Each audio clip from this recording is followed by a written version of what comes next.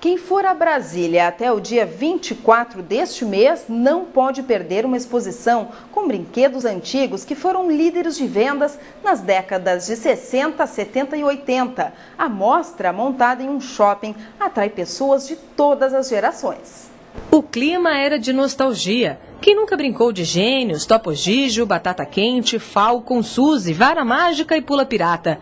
Ao todo, são 150 brinquedos que marcaram as décadas de 60, 70 e 80 em exposição. Paula adorava brincar com as bonecas Guigui e Beniquer, de 1985. Ela levou o filho de 7 anos para conhecer outras atrações que fizeram parte da infância de muita gente. É uma época boa, né, que a gente revive, né, uma época bem gostosa. Mônica ficou tão emocionada ao reencontrar o Topo Gigio que registrou na máquina. Ela relembra com carinho das antigas brincadeiras. Isso é bacana, então voltar aqui é esse resgate do lado gostoso que permanece. Nós tivemos um pequeno problema neste VT.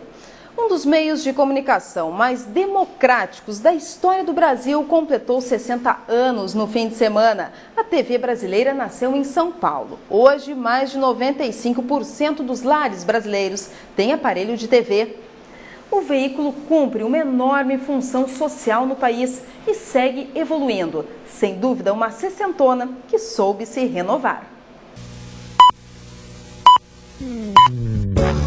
Foi assim que a TV brasileira começou, com o singelo anúncio de uma garotinha de 5 anos, vestida de índia em um estúdio da TV Tupi em São Paulo, exatamente às 11 da noite, no dia 18 de setembro de 1950. E aí o Chateaubriand, uma brincadeira, botou o cocar na minha cabeça e disse, vai lá.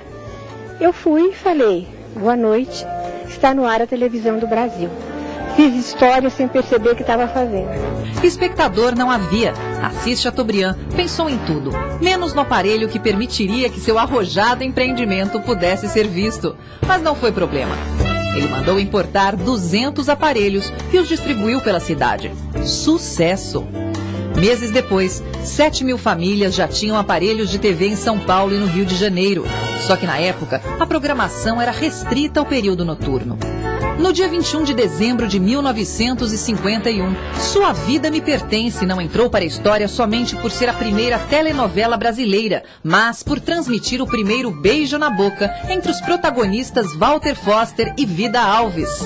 Havia preconceito?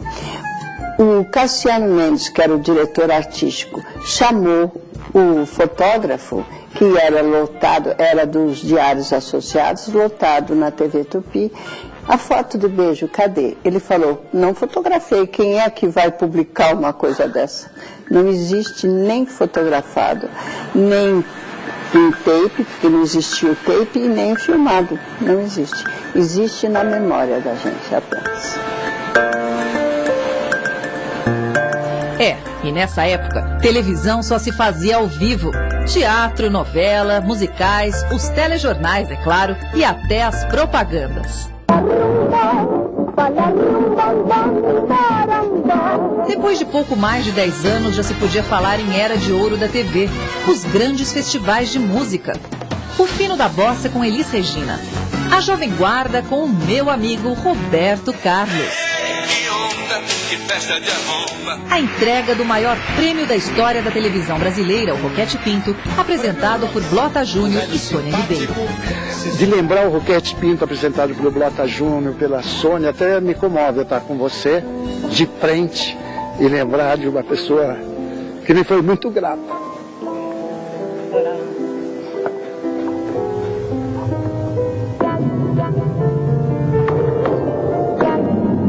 O tempo passou. A TV cresceu, evoluiu, ganhou a mais alta tecnologia. Mas para o público, a televisão é muito mais. É a companheira na hora da alegria, na hora da decisão, na hora da informação e até nos momentos de solidão.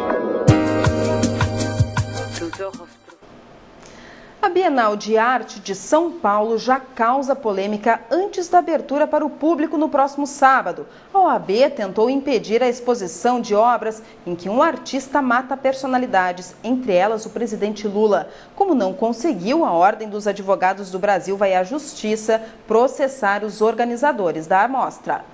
No No prédio da Bienal, artistas e colaboradores dão os últimos retoques nas instalações. E mesmo antes da inauguração, a primeira polêmica. Tudo por causa destes desenhos do artista pernambucano Gil Vicente. O próprio artista aparece como assassino de figuras públicas.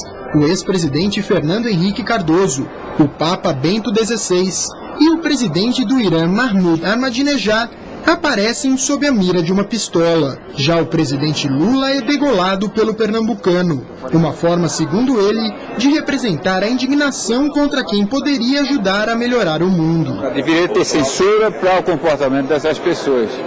Deveria ser... Para mim era execução para quem roubasse dinheiro público, sabe? Apesar da polêmica, a direção da Bienal garantiu a permanência dos quadros. Partindo logo da Ordem dos Advogados do Brasil é desalentador, justamente porque é uma instituição que se notabilizou pela defesa da liberdade de expressão.